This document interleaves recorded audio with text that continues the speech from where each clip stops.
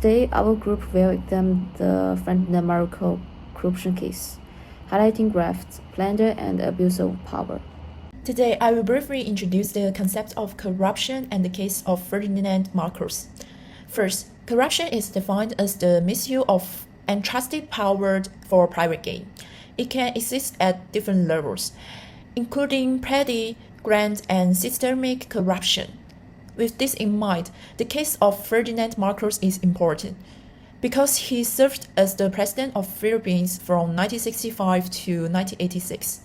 During his leadership, he was associated with large-scale corruption and wealth accumulation. This case reflects how centralized power can lead to institutionalized corruption. So this report aims to analyze his background, rise, and leadership period. It also examines the political, economic, and social impacts of corruption. Finally, it will identify the main causes, consequences, and possible solutions to corruption.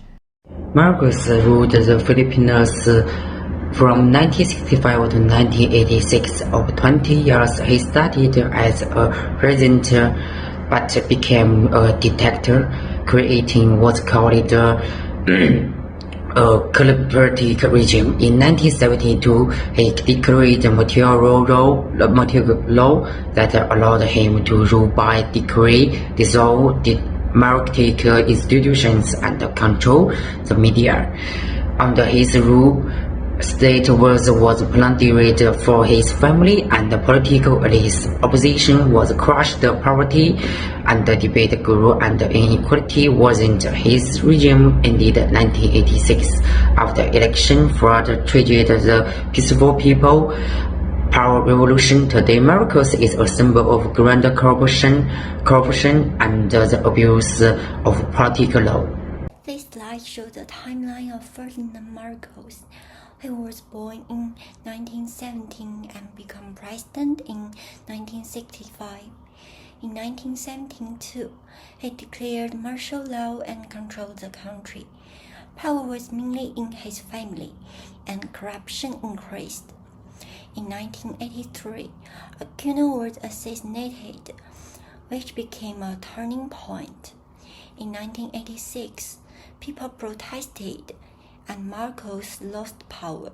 He fled to the United States and later died in 1989. Hello everyone, let's take a look at this page about the Marcos era in the Philippines.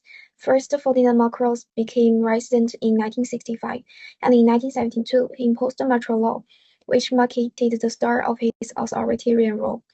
During his regime, the Marcos family engaged in large-scale corruption and embezzled massive state assets. As we can see from the date, the country's total debt skyrocketed to 417 billion pesos. By the end of his rule, equivalent to 4 times the 1986 national budget, this left the Philippine economy heavily reliant on foreign debt and plugged into a severe crisis. Finally, in 1986, the historical People Power Revolution swept the nation, successfully overthrowing the Marcos dictatorship and bringing an end to his dark period. Hello everyone, my name is Wu Yifan and my student number is A213442. I will analyze the political causes of the Marcos corruption case. First, excessive concentration of power. After martial law in 1972, the president had our authority, with Congress and the Constitution Senate, enabling systematic plunder by the Marcos family. Second, lack of oversight mechanisms. The legislature, judiciary, and the media were either suppressed or taken over by loyalists. No one dared to investigate or appeal. Third, weak law enforcement. Laws were only used to suppress opponents.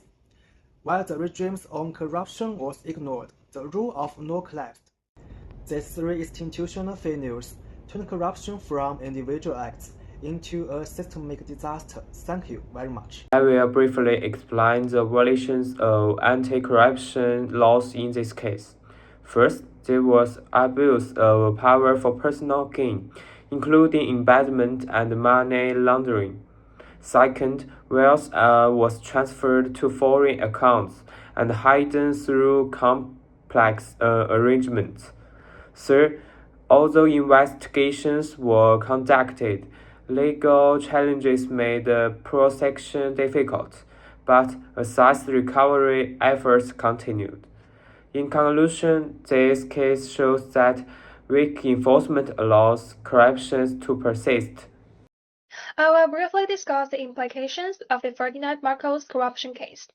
First, on individuals, corruption severely affected ordinary Filipinos. Poverty increased.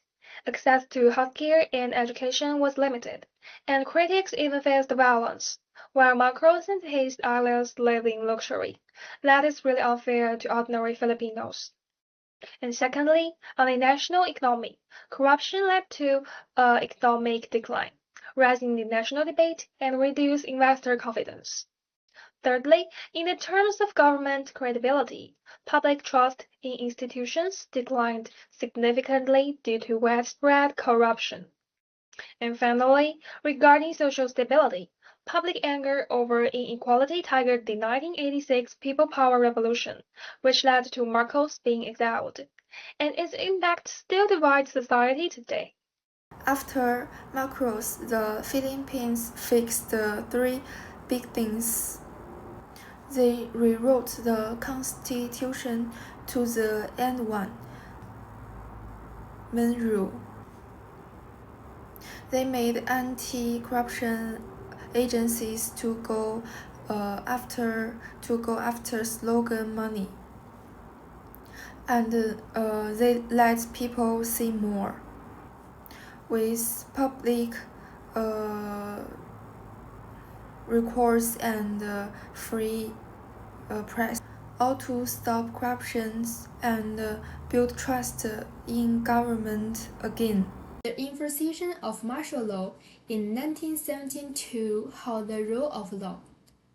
The nation fell from the Asia's second richest to debasing and unequal. The Macro case shows that overly powerful, unaccountable executive kills systemic corruption. The lesson: fighting corruption needs strong institutions but not the harsh punishment.